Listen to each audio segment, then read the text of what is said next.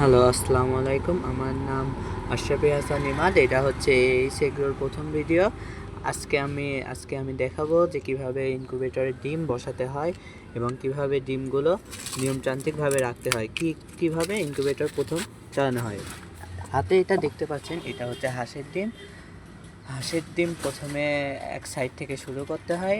এক সাইড থেকে শুরু করার পরে এগুলা হচ্ছে চীনা হাঁসের ডিম। চীনা হাঁসের ডিম সাধারণত 31 থেকে 32 দিনে ফুটে। 31 থেকে 32 দিন ফুটার জন্য এগুলাকে আগে দিতে হয়। এগুলো এক সাইডে সাইডে সবগুলা দিতে হয়।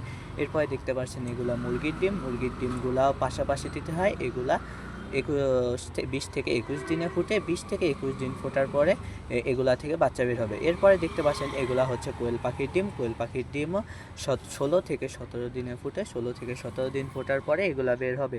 এখানে প্রথমে ফুটবে কোয়েল পাখির ডিম, তারপরে মুরগির ডিম, তারপরে হাঁসের ডিম। তারপরে কোয়েল পাখির ডিম ফোটার সময় ইনকিউবেটরে কী আপডেট করা লাগে, কীভাবে কী করা লাগে সেগুলো আমি জানাবো না। যখন যার প্রয়োজন তখন সেই সময় সেটা বলে দেওয়া হবে। এরপরে দেখতে পাচ্ছিলেন একটা ডিম ফাটা ছিল, ওইটা দিতে হয় না। ফাটা ডিম দিলে বাচ্চা হয় না। এর পরবর্তী দেখা যাচ্ছে যে কোয়েল পাখির ডিম শেষ হয়ে যাওয়ার পরে আসবে কিং কোয়েলের ডিম। কিং কোয়েলের ডিম এক এক করে দেওয়ার পরে এগুলা কুইং কোয়েলের ডিমও 16 থেকে 18 দিনের মধ্যে ফুটে। এগুলা দেখতে পাচ্ছেন যেগুলা ডিম, এগুলা আমার নিজের কিং কোয়েল পাখি আছে। কিং কোয়েল পাখি ডিম দিছে। এই ডিমগুলো সেখান থেকে কালেকশন করা হয়েছে। ডিমগুলো কালেকশন করার পরে এগুলো 16 থেকে 18 দিনে ফুটবে। এগুলো নিজের বাচ্চা নিজে ফোটে। এরপরে আমরা বাটি দিয়ে দিচ্ছি।